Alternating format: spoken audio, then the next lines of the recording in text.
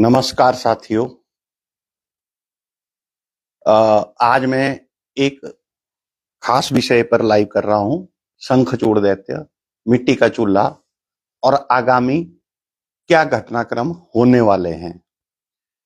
जैसे 9 दिसंबर 2025 को मैंने एक पोस्ट लिखा था कि मुझे ध्यान आया है कि मिट्टी वाला चूल्हा बना ले, मिट्टी वाली रसोई बना ले। और मैंने काफी लाइव भी किए, लोगों को बताया भी, बना भी रहा था, प्रोसेस भी कर रहा था, खुद ही काम किया, सारा लेबर का सब कुछ, और मिट्टी का चूल्हा बनाया, रसोई बनाई।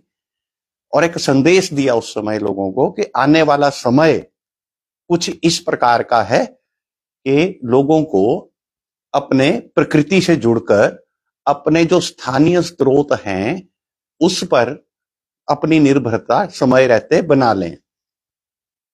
और बहुत से बड़े विद्वान लोगों ने, बड़े बड़े लोगों ने, इवन कई एमएलएज ने, क्योंकि बहुत लोगों से अच्छे संबंध है मेरे, बड़े बड़े लोगों से, बड़ा मजाक बनाया कि गोपाल जी आप क्या पागलों वाली हरकतें कर रहे हो, ये है वो है, ये मिट्टी का चूल्हा, मिट्टी की रसोई दे, बोले दुनिया आगे को जा रही है, बोले आप पीछे को जा रहे हैं, उल्टा सीधा कहा। और आज हालात देखिए कि विधानसभा में भी, हिमाचल विधानसभा, ट्रिपल एच होटल और बड़े 5 स्टार होटल जो शिमला में हैं, वो मजबूर हो चुके हैं कि लकड़ी का चूल्हा जलाकर बैठे। तो ये हालात हैं जो आप देख रहे हैं। ठीक है, तो मैं थोड़ा सा पैरेलल में अपने मोबाइल पे साउंड चेक कर लूं, कई बार फिर बाद में पता लगता साउंड नहीं आया। हाँ, ठीक है, ठीक है, ठीक है, ठीक है। अच्छा, तो फिर मैंने कई भविष्यवाणियां मौसम भी की बीच में ऐसा हो जाता है। देखिए, हम तो इंसान हैं, भगवान तो नहीं है, लेकिन ऐसा नहीं है कि जब जब मैंने बारिश बोली नहीं हुई। हाँ, कुछ हिस्से में हुई, कुछ हिस्सों में नहीं हुई।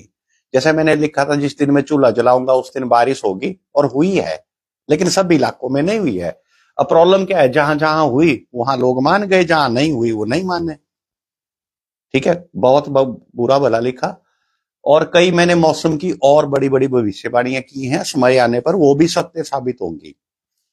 ठीक है, अब देखिए आने वाले समय में ये हालात ये हो सकते हैं कि आप सोच रहे हैं ये जो गैस तेल का संकट है ये कुछ समय के लिए है, तो ये मत सोचिए ये बहुत लंबे समय तक चलने वाला है।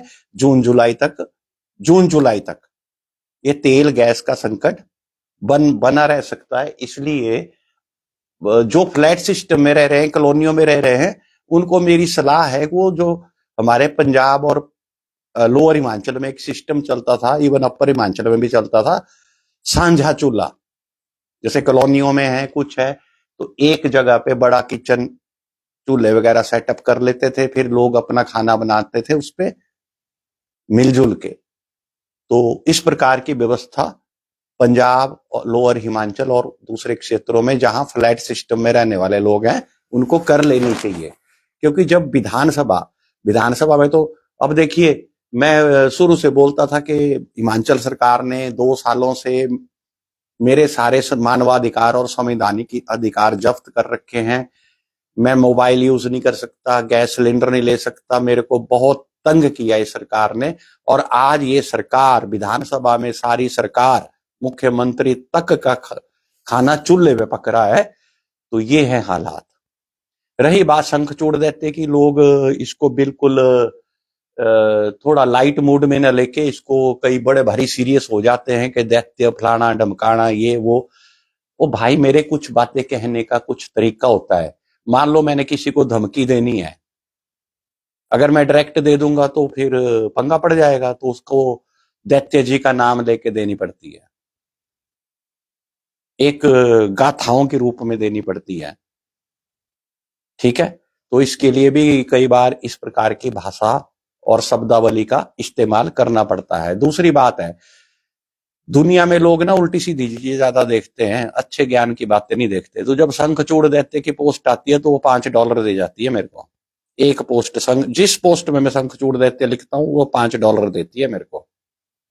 तो भाई मेरे कमाई के भी यही साधन है, अब अपना गुजारा भी तो करना है, सामाजिक कार्यों के लिए पैसा भी इकट्ठा करना है। जैसा मैं कहता हूं कि मैं लगभग इस समय 60-70 बच्चों को सपोर्ट कर रहा हूं अपनी कमाई के आधार पे, जो पढ़ने लिखने वाले हैं। किसी की फीस, किसी का कमरे का किराया, किसी का कुछ, किसी का कुछ। हर महीने मतलब 1,00,000-1,50,000 के करीब मेरा ये खर्चा होता है, तो कमाना भी पड़ता है। अब कमाऊंगा कहां से? अगर मैं समाज के कार्य कर रहा हूं, आंदोलन कर रहा हूं, अपने सनातन के लिए काम कर रहा हूं, तो पैसा भी तो चाहिए। सनातन के काम करने वाले को कोई चवन्नी दे के राजी नहीं होता मुफ्त में। स्वार्थ के लिए तो दे देंगे, वैसे नहीं देगा कोई। तो इसके लिए उल्टे सीधे काम करके पैसा भी कमाना पड़ता है। तो इसलिए शंखचूड़ दैत्य जिस पोस्ट पे लिख देता हूं वो $5 देती है मेरे को, एक पोस्ट, क्योंकि लोग उल्टा सीधा ज्यादा देखते हैं। ठीक है, तो इस प्रकार से पैसा कमाने के साधन भी होते हैं, और कई बातें एक अलग तरीके से कहने का मेथड भी होता है, जिसमें हम किसी कानूनी लोचे में ना फंस जाएं।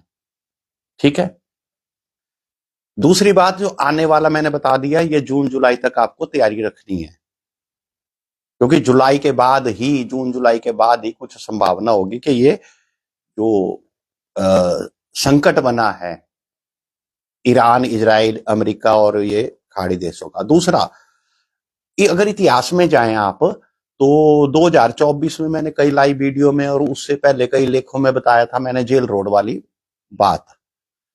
तो मैंने बहुत बातें बताई थी उस समय भी। मैंने कहा था कि यहाँ पर हमारे मंदिर के अवशेष दबे पड़े हैं, ये देवस्थान था, कुछ ऐसा वैसा कई कुछ बताया था मैंने। और मैंने कहा था कि इसको निकाल लो खोद के इस चीज को, और जब तक कोर्ट का फैसला नहीं होता तो इसको कहीं पवित्र जगह पर रखो। अब वो जगह तो पीडब्ल्यूडी के हिस्से की है, लेकिन नहीं, वहां सड़क चौड़ी करना भी इन्होंने बंद कर दिया, पीछे तक की इसी भय से कि कहीं वो अवशेष निकल जाएंगे तो लोग भड़क जाएंगे। तो पिछली साल में मैंने कहा था, 24 जून को मैं भी कहा था, मैंने प्रशासन से परमिशन की बात की थी, अभी मतलब की भी नहीं थी, सिर्फ फेसबुक पोस्ट लिखी थी। तो उसी दिन 24 जून की बात है, हाँ 24 जून 2025 की बात है, मैंने पोस्ट लिखी कि मैं वहां खुदाई के लिए परमिशन अप्लाई करूंगा। तो उसी दिन मंडी डीसी ने एक मीटिंग बुला के कोई खुदाई वाला कानून एक्ट होता है, स्पेशल पावर होती है, वो लागू कर दिया कि नहीं कर सकते जब तक सभी विभागों की एनओसी वगैरह ना हो, नहीं तो इतने करोड़ का जुर्माना फलाना डमकाना। ये तो मैंने उसी दिन शाम को पोस्ट लिख ली, मैंने कहा खोद दो या खोदने की इजाजत दे दो, नहीं तो प्रकृति खुद खोद के निकालेगी। और 25 जून 2025 से ही हिमाचल में पहली आपदा आई, फिर उसके बाद 30 जून ऑनवर्ड आपने सारे हालात देख लिए। इसका इतिहास 2023 से जुड़ा हुआ है। 2023 में जब भी 4-5 जुलाई की बात है, जब पराशर में हमारी पवित्र देवभूमि पर एक अवैध ढांचा बनाया जा रहा था, मेरे संज्ञान में आया, मैंने मुद्दा उठाया, पुलिस मुझे गिरफ्तार करने की पूरी तैयारी कर चुकी थी, मेरे हाथ में कई सबूत आए, फिर पुलिस को पीछे हटना पड़ा। और उसके बाद मैंने भविष्यवाणियां की कि हिमाचल में भयंकर आपदा आने वाली है, और 2023 में आई। इसी प्रकार 2025 में हुआ। इसी प्रकार मैंने दिसंबर में चूल्हा बना के खुद डेमो दे के सबको यहाँ तो गांवों में भी हालत हो गई है, जहां उनके पास लकड़ी है, सब कुछ नहीं जी, टाइलों वाली रसोई। अब लेडीज को क्या है, अपनी जान से ज्यादा प्यारी टाइल की चमक होती है। आजकल जो लेडीज हैं गांव में, शहरों में, उनको अपनी जान से ज्यादा प्यारी टाइलों की चमक हो चुकी है। तो इस कारण गांवों में भी क्या हो गया है कि लोगों ने इस प्रकार के संसाधनों का इस्तेमाल करना बंद कर दिया है। लेकिन आपको खोलना पड़ेगा, इन संसाधनों का दोबारा से प्रयोग करना पड़ेगा। अभी देखिए मार्च महीना चला है, जून जुलाई तक के संकट रहने वाला है, जो मेरे ध्यान में बातें आई हैं। ठीक है, तो आप जून जुलाई तक प्रिपेयर रहें। हो सकता भी थोड़ा बहुत इक्का दुक्का मिल रहा होगा सिलेंडर, नो डाउट मिल रहा है, ऐसी बात नहीं है, मुझे भी मिला, मैंने भी लिया पीछे। लेकिन जरूरी नहीं है कि आगे हालात मुझे गंभीर से गंभीर दिख रहे हैं। इसलिए जो अपने पारंपरिक साधन हैं उन पर निर्भरता बढ़ाइए।